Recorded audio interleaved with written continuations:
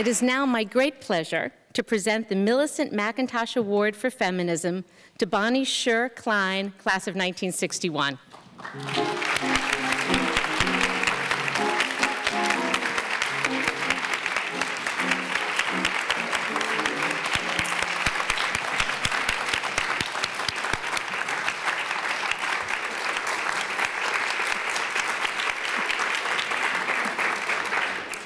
Bonnie Sherr Klein, Barnard class of 1961. Director and producer, author and advocate. For half a century, you have taken your personal story and your talent as a filmmaker to shed light on the feminist and peace movements and the rights of the disabled. Following Barnard, you earned an MA in broadcasting and film at Stanford and returned to New York to begin your career as a freelance documentary filmmaker.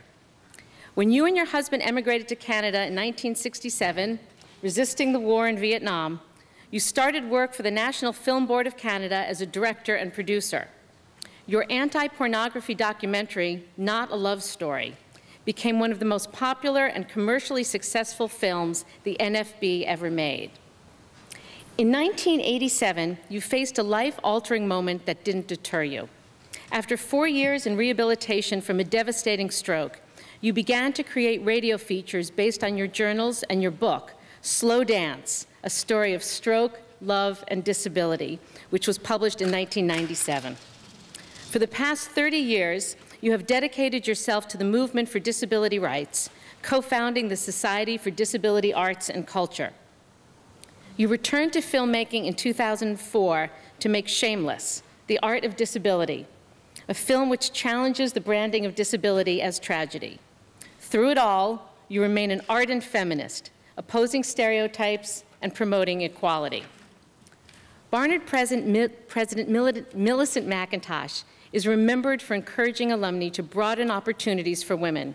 You have more than met her challenge, and I am honored to present you with the Millicent CAREY McIntosh Award for Feminism. Congratulations.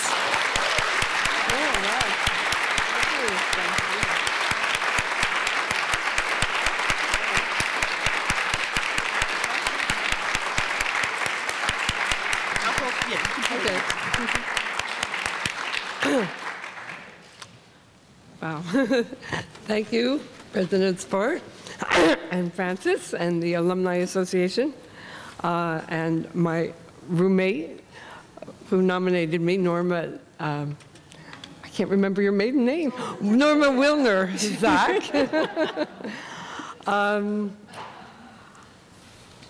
And I think I'm supposed to also thank Barnard College. And the whole event is about what a Barnard education means to all of us.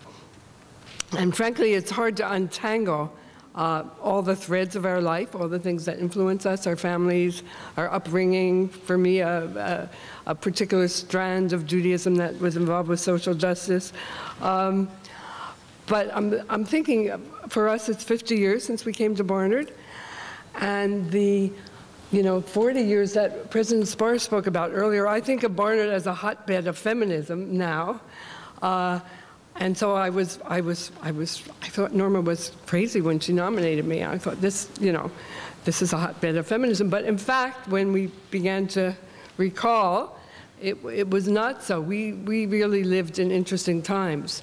Those of us who are here for our 50th reunion, and a very contradictory. I was remembering that my very wonderful professor of government, Phoebe Morrison, when I was speaking to her in my senior year, discouraged me from applying to law school. She said it was no career for a woman. It was hard to juggle with a family. I remember I was on the double route with the Jewish Theological Seminary training, and women were not allowed to become rabbis at the time. And the high point of my activism at Barnard was the Bermuda Shorts controversy. Do you remember that? So Ruth Schwartz, who was president of the college at that time, of the student body, reminded me of the details of that, because I just remember it was the first time I was ever in the New York Times editorial. And this was because Millicent McIntosh felt that, do you know this history? Felt that Barnard students should not go on the subways, or in fact go on the college camp, on the Columbia campus in Bermuda Shorts, because it was not feminine. So the contradictions between the kind of excellence that Barnard encouraged and was role models for us, nobody was aware, nobody noticed the contradictions and the impossibilities, in a way, of the kind of, the contradictions between excellence and sexism, which was disguised as femininity. So, and even today, I mean, we were talking at our table about the president who has all this confidence and skill and achievement in 5-inch heels. It was like, you know, we're still trying to figure it out. But I particularly liked President Sparr's comments in the last issue of the Barnard Alumni magazine, which said the question was not how to do it, but what to do, and what needs doing. And I think that that was what I most got out of my education, was of really a focus not so much on the personal, but the global, and the idea that whatever was out there we could do, and our being female just didn't enter the picture because we all were. So so somehow, that's a kind of funny way of saying the value of a woman's only education. So I think I'll leave it there, and thank you very much again, and I accept it with honor.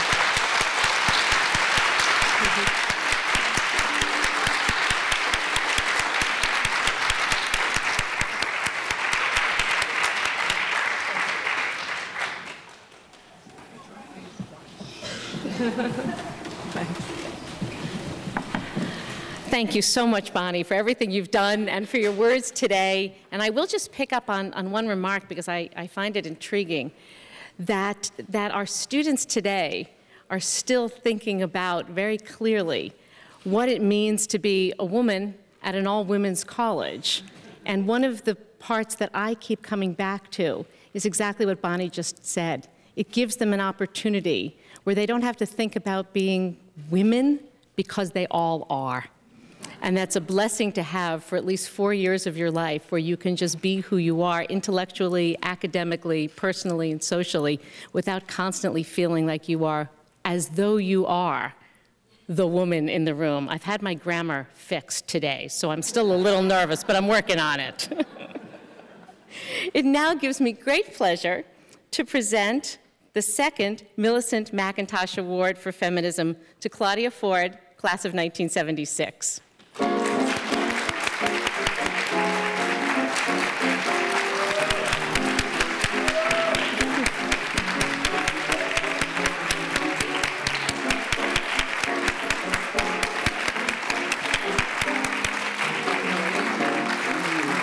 Stand by me for a moment.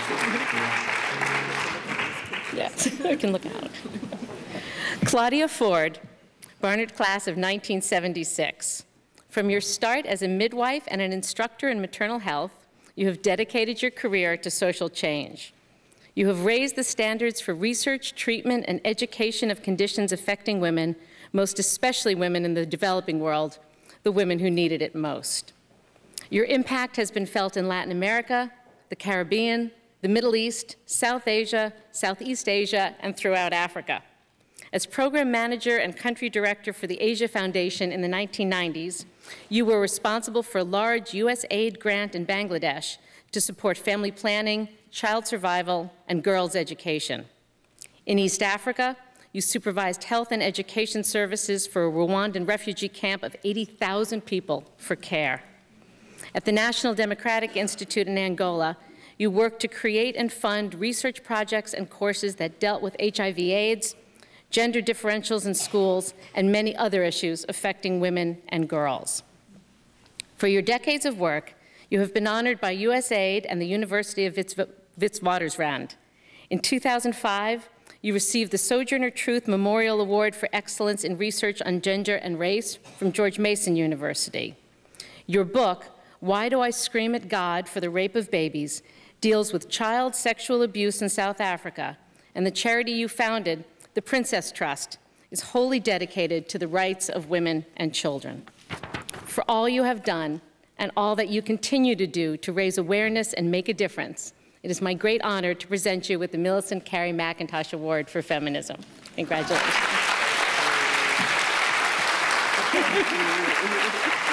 Congratulations.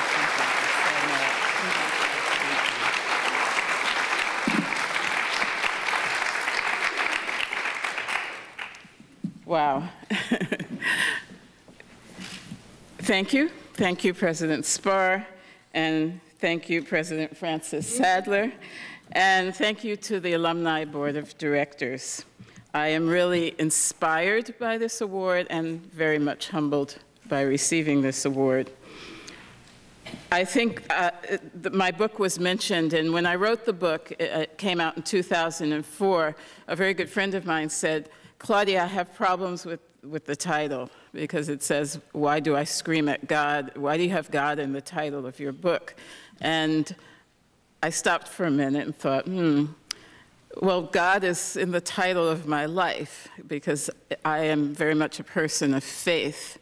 And so I didn't find that strange at all. I would also like to congratulate Bonnie Sherr Klein. I'm really pleased and honored to share this award with such a distinguished alumni, and especially for her activist work on behalf of women.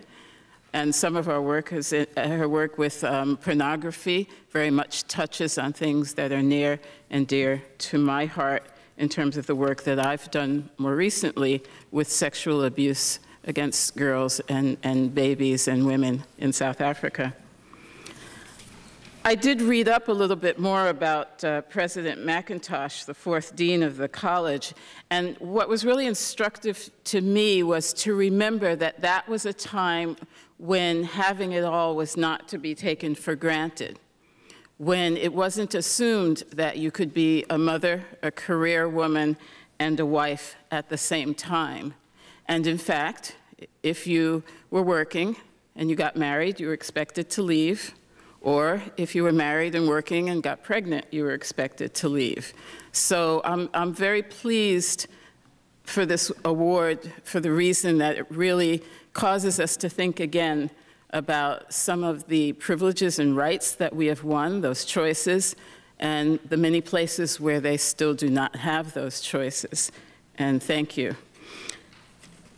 The quote on the website says, she saw education as a way to prepare young women for the complicated balancing act that was life. I think education alone does not prepare any of us for that complicated balancing act, but without the education, it makes it very, very, very difficult. My mother, who is also a woman who did it all, a mother, a wife, and she had a doctorate in early childhood education, when I was 20 years old, leaving Barnard, and was thinking about other things, she had the prescience to buy me the Barnard ring. And I thank her for that almost daily, because I never take it off. I put it on my finger at age 20, which was 35 years ago, and it has not come off. And what's been so important about this ring has been that it symbolized what's so important to me about Barnard. So I want to thank my Barnard faculty, the administration, and especially my peers. And I think I've been very lucky to continue to be able to say that the Barnard students that I was here with, many of whom are here today, are role models for me and continue to be role models for me. And what this symbolizes is that I was valued for my intelligence as well as for other things, but it was that important being an intelligent woman was okay in this space. And it was nurtured, it was protected, and so when I go out into the world, this reminds me that that's something that I can value in myself and nurture in others. In a career that was founded on women's health and has spanned 3 decades, and as you heard, all of the continents, and you saw some of the photos, I've had the singular fortune to see the world through the eyes of children.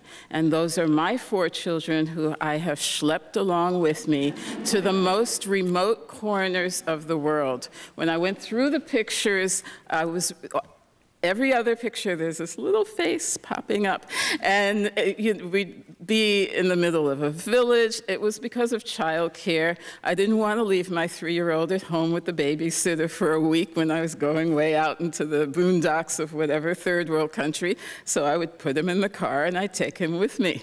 And so I want to thank them not just for going along with that, but also because what I saw from them were 3 things, and I will end with this. An innate curiosity, an unflinching honesty, and an unshakable courage and sense of hope. So a 5-year-old who would say to me, looking out of the taxi window as we're driving through a pretty grimy third world capital city, "Mommy, why is that little boy selling peanuts at the side of the road?" And when he asked me that question, I had to answer it for myself. And I never wanted to forget to ask that question, and I still ask that question. So I thank them for that. Or if it was the eyes of my 5-month-old, when I looked into her eyes at the first moment, realized how damaged she was from the sexual abuse and neglect that she had experienced. But what I saw in her eyes was a sense of hope and a sense of courage that I wish any of us in this room, just 1% of that amount of hope and courage. And so I will end this by saying what I hope for all of us as Barnard women is to go out and move in the world with curiosity, with the ability to face what we see both outside in the world and within ourselves, and with that sense of courage. The quote says, "Barnard women change the world and the way we think about it. And if we're lucky, the world will also change us." It certainly has me. So I thank you very much for this honor.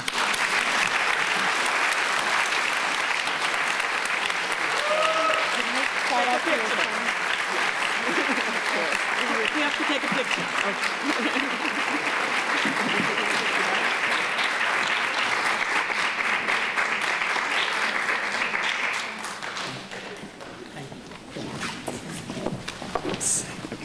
Out of here.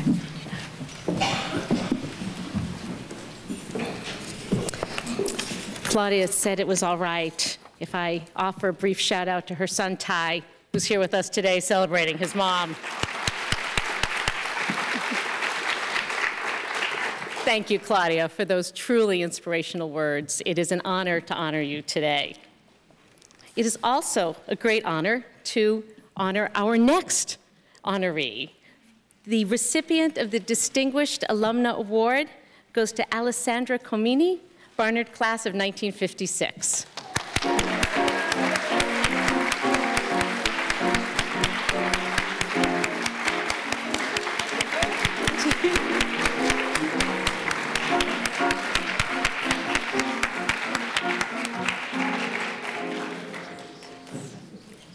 You just have to let me say nice things about you first. All right, yes. Alessandra Comini, Barnard class of 1956. Eminent scholar and art historian, expert on the work of the German Expressionists, with a special love of artist Egon Schiele. Following Barnard, you earned your master's from the University of California and Berkeley, and your PhD with distinction from Columbia, where you taught for a decade. You also taught at Berkeley, Yale, Princeton, and Oxford, and hold the title of University Distinguished Professor of Art History Emerita at Southern Methodist University. For your outstanding teaching, you have been duly recognized, voted outstanding professor by your students no fewer than 14 times. In 1996, you received the United Methodist Church Scholar Teacher of the Year Award, and in 2005, SMU established the annual Comini Lecture Series in Art History. Along with your many reviews, essays, and articles, you were the author of 8 books, including your 1974 work, Egon Schiele's Portraits, nominated for the National Book Award and winner of the College Art Association's Charles Rufus Maury Book Award. Your other books include The Fantastic Art of Vienna and The Changing Image of Beethoven, a study in myth-making. You are a frequent lecturer at the Santa Fe Opera, the New Gallery in New York, and throughout Europe. In recognition of your contributions to Germanic culture, you were awarded the Grand Decoration of Honor in 1990 by the Republic of Austria. Your revisionist work in the history of women artists was acknowledged in 1995 with the Women's Caucus for Arts Lifetime Achievement Award. Today, it is my great pleasure to add to your many accolades with Barnard's 2011 Distinguished Alumna Award.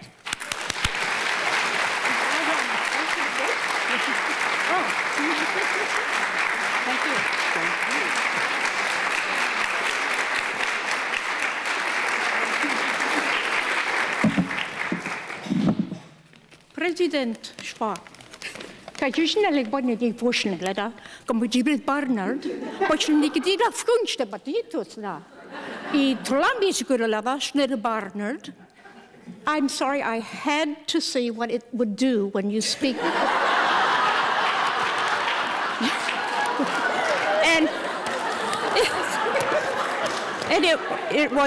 It was not German, it was just a totally made-up nonsense language.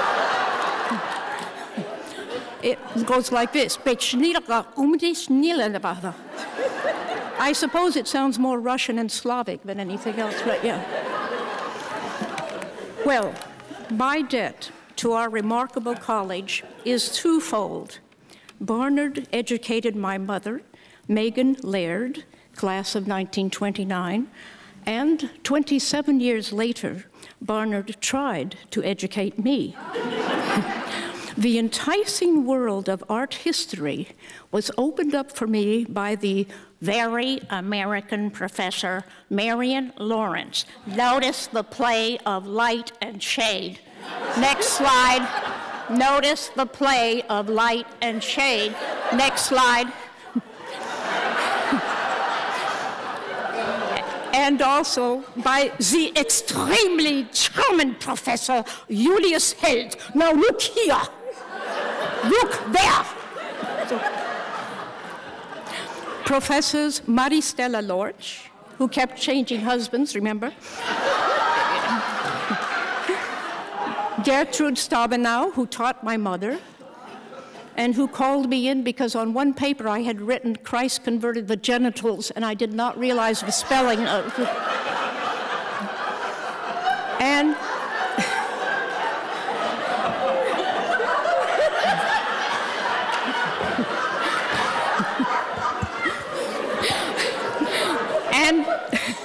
And Professor Henry Sharp.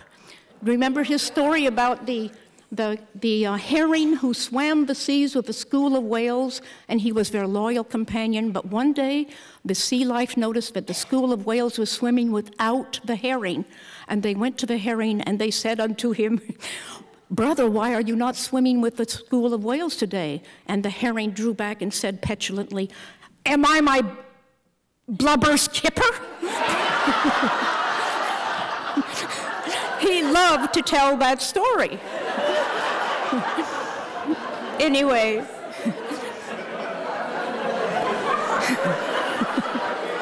Did that come out? Blubber's kipper? Oh.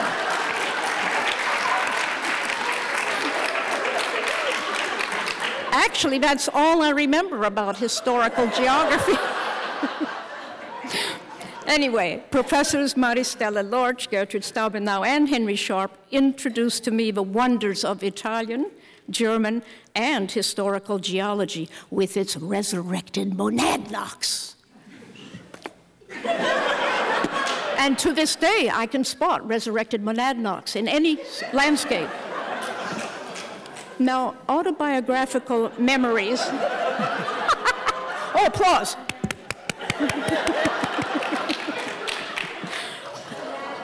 As God is my witness, I will never be inaudible again.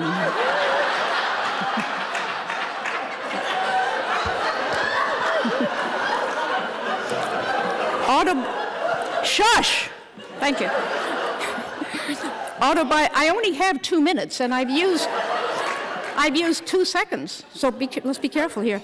Autobiographical memories of Barnard are mostly ones of extreme naivete on my part.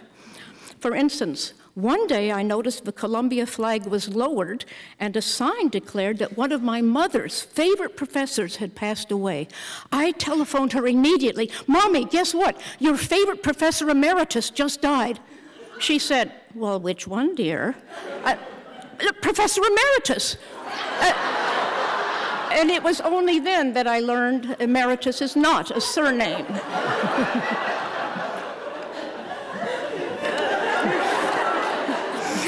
One spring evening, the Columbia boys conducted a what? Panty raid. As their noisy contingents emerged in the courtyard of Brooks Hall, I climbed up with my handy bugle out onto the roof and urgently sounded the call to arms. I was grounded for 2 weeks for this act of musical bravery. And grounded meant you couldn't go out after 6 p.m., right? Well, another time, since others took longer in giving their 2-minute speech, another time I had never heard the word curfew. And I was at a fraternity house, and my date asked me around 10:30, "Do you have," and just at that moment I sneezed, and he said, "A curfew?" I said, no, I'm fine, thank you.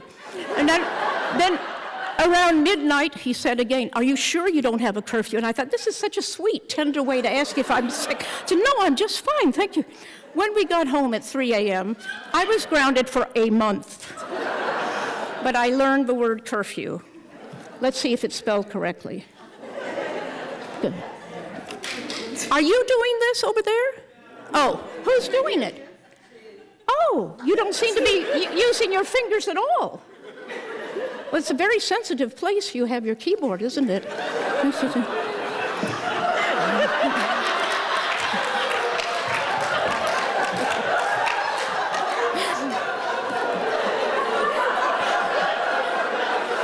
I'm almost at the end.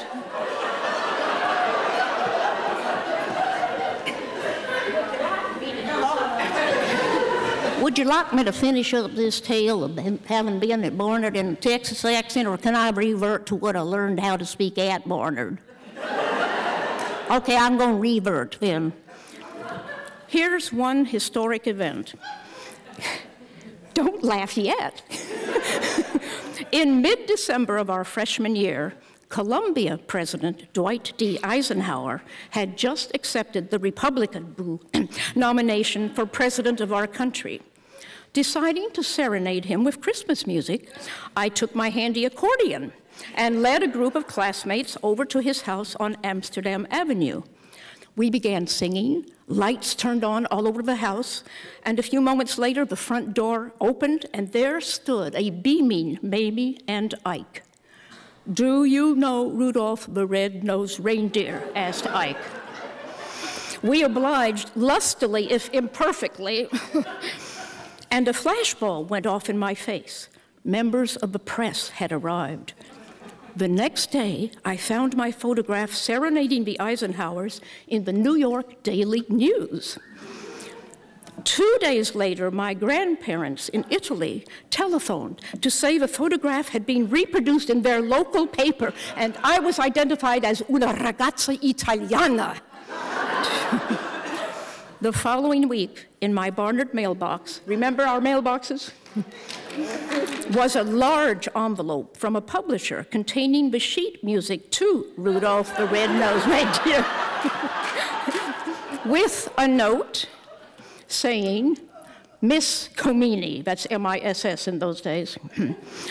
"Miss Comini, next time General Eisenhower asks you to play this song, you'll have the music." Despite, or perhaps because of these college escapades, today almost 6 decades after having been unbridled by Barnard, I can still feel Barnard in my blood. Barnard, thank you.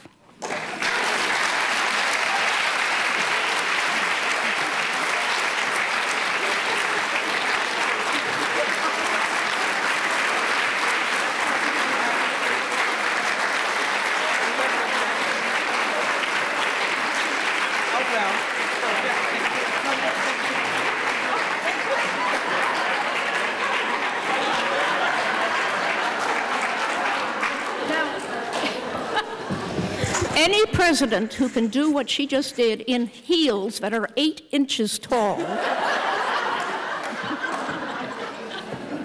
See, my heels are growing over the term of this session here. God, I can't imagine why she won the teaching award 14 times.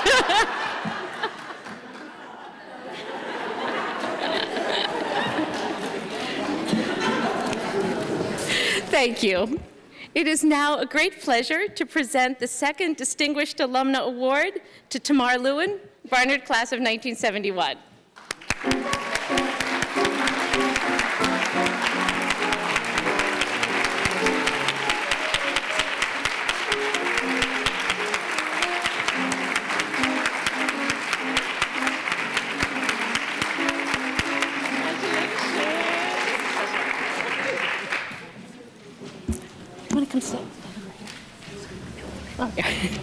Tamar Lewin, Barnard Class of 1971.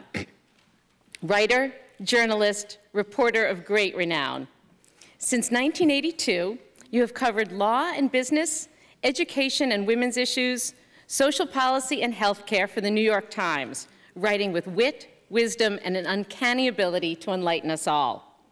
You were initially inclined to a career in law, but after graduating from Columbia Law School in 1974, you soon changed direction, first writing about legal affairs for the Bergen Record, and then doing investigative research for Common Cause.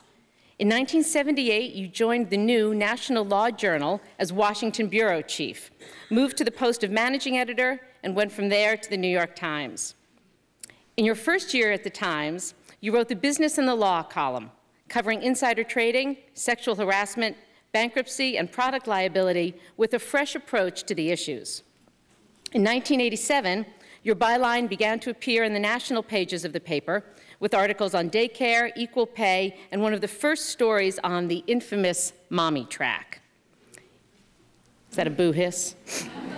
In the Hers column in the Times Magazine in 1992, you reflected on, quote, some glorious, non-sexist future when all women and men have paid parental leaves from their jobs, when women earn as much as men, high-quality child care is cheap and plentiful, and child support obligations are taken seriously. And in 1997, you opened our eyes and raised our consciousness when you explored the uncomfortable subject of teenagers' nonchalance towards oral sex. In addition to this vital reporting, you contributed to the Times Pulitzer Prize-winning series, How Race Has Lived in America, in 2000, and the Class Matters series in 2005. For your clear and instructive voice, and for keeping us informed about what really matters, it is my great pleasure to present you with the 2011 Distinguished Alumna Award. Congratulations.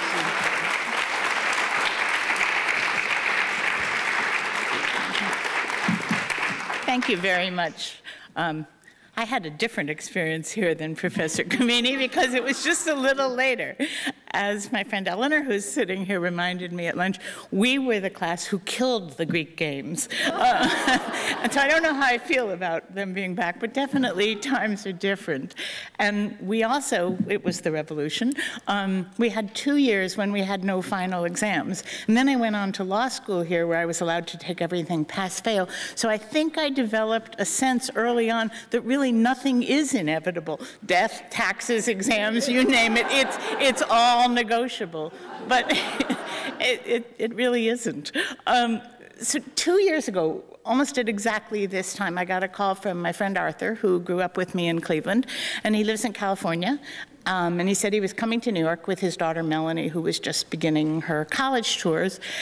And so he arrived, and we went immediately to Riverside Park to look for fireflies because Melanie, growing up in California, had never seen any, and it was a big part of our Cleveland upbringing. And while we were wandering around, Arthur was asking about my Barnard gang, all of whom he knew.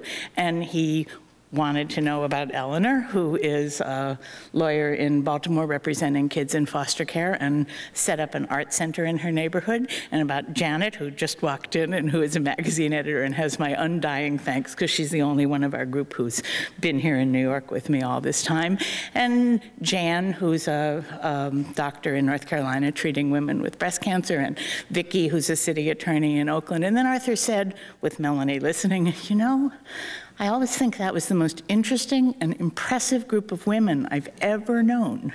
And I said, you know, they kind of are. And you probably know exactly where this is going. Melanie came to stay with me this April on Admitted Students Weekend, loved everybody she met, and will be coming back in September to make her own group of interesting and impressive Barnard friends who will see her through her whole life as mine have mine. And thank you very much, all of you. Okay.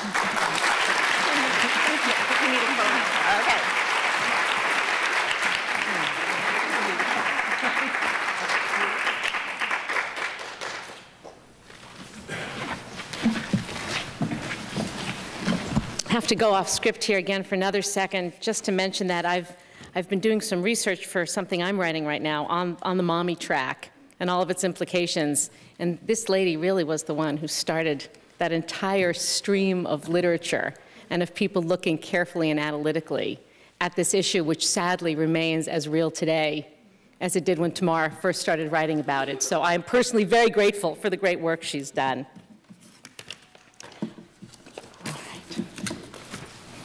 It is now my great pleasure to present the Award for Service to Barnard to Janet Bersin Finke, class of 1956.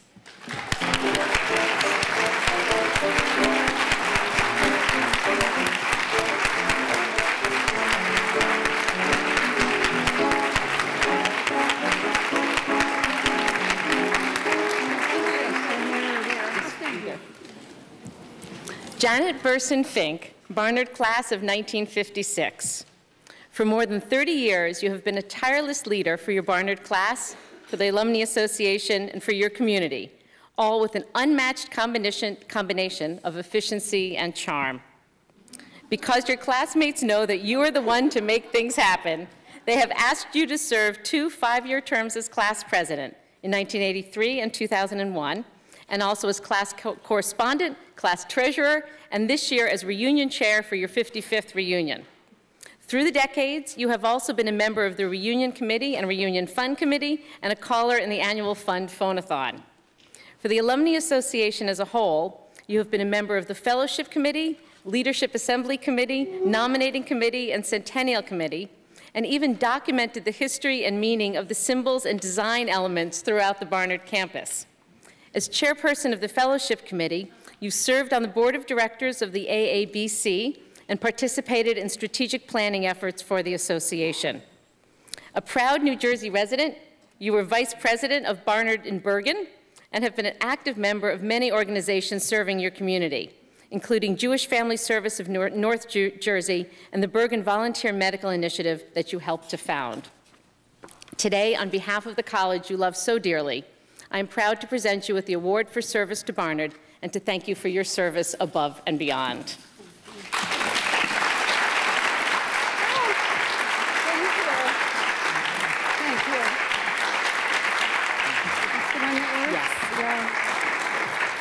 Well, I can only say amen to all the wonderful things that everyone before me has said about being at Barnard and the experience. But I'd like to tell you that my first visit to Barnard as an applicant was a damp, gray January day during the exam period. As my parents and I were approaching Millbank Hall, several bleary-eyed young women, primarily attired in black and gray, walked out, lighting up their cigarettes and brooding as they leaned against the columns. I thought to myself, these are my people. And I immediately fell in love with the college. That love has continued for 60 years. Do the math. I'm the class of '56. And I've been fortunate to live close by and to have the time and the stamina to serve in various roles in my class and in the Alumni Association. Through these activities, I've come to know an impressive group of other Barnard volunteers, as well as faculty, staff, and most particularly the students. As a member and then the chair of the fellowship committee, I read over 350 applications submitted by seniors and alumni for the association's grants for graduate study. Pardon me. What amazing women our college has nurtured, and what amazing goals they aspire to and reach. Through my Barnard connections and affiliations, I visited the Galapagos tortoises, walked on the Great Wall of China, hiked a slush-covered trail in New Jersey, and attended an over-the-top chocolate tasting. I sincerely thank all who have afforded me the privilege of serving Barnard, and I thank those who have nominated me for this award. I have truly gained much, much more than I have given, and I hope our love affair will endure.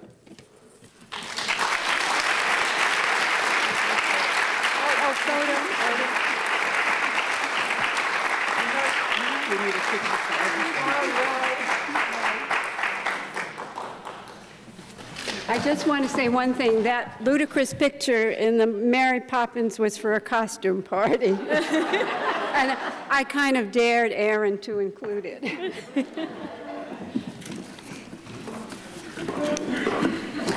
Our next recipient is unable to be with us today, but I would like to recognize her all the same.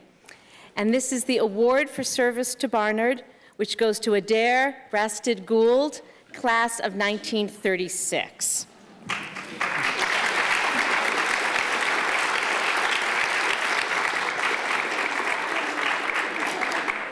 Adair, Brasted, Gould, Barnard class of 1936. For more than 50 years, you have lovingly given back to your alma mater in a wide variety of roles. As you yourself have said of your classmates, we are survivors and great supporters of Barnard.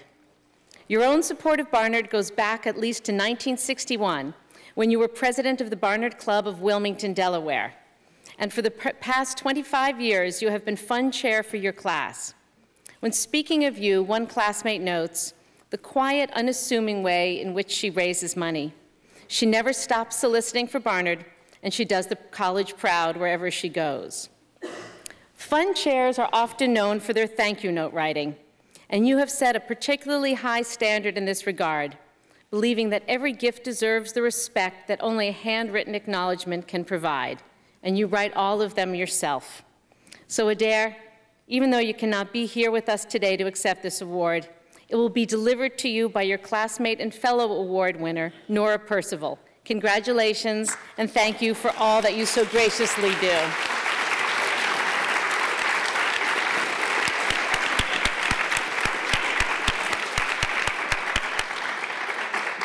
And finally, but by no means last in any way, it is my great honor to award the Award for Service to Barnard to Nora Percival, class of 1936.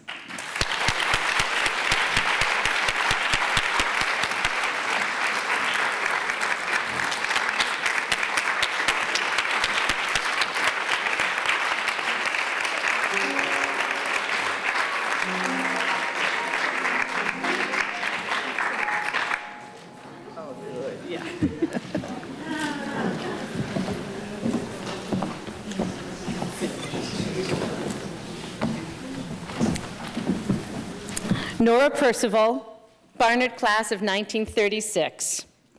You are simply extraordinary. No one in the history of the Barnard Alumni Association has compiled a record of service that can compare with yours. And even after 75 years, you show no sign of stopping.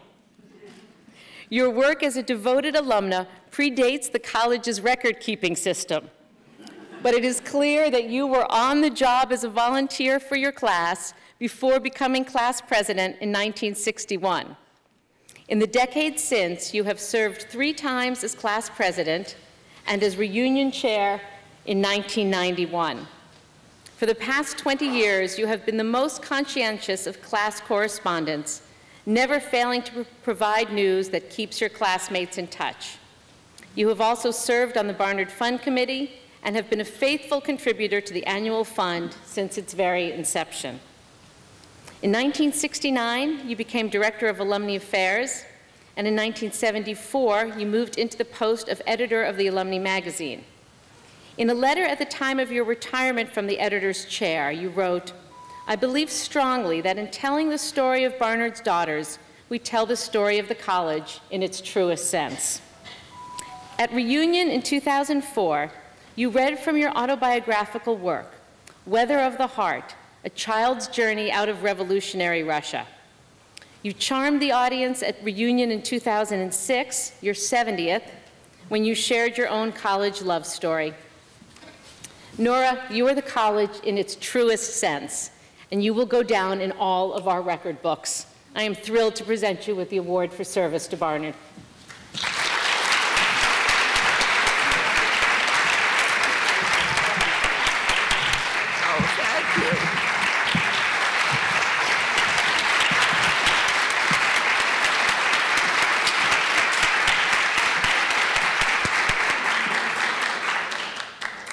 This award gives me enormous satisfaction because it reminds me how close my association with Barnard has been.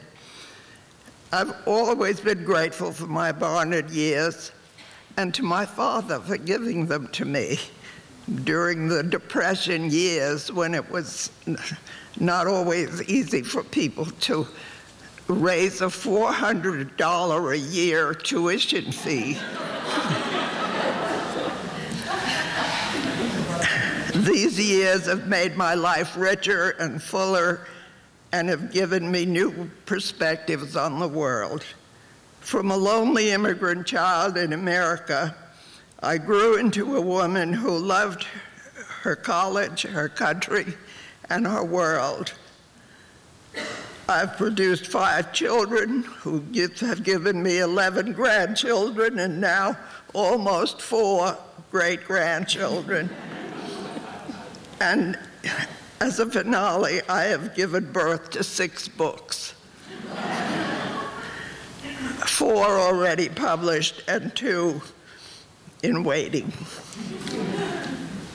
In a sense, Barnard has always felt like home, and I'm so happy to just be able to come back one last time.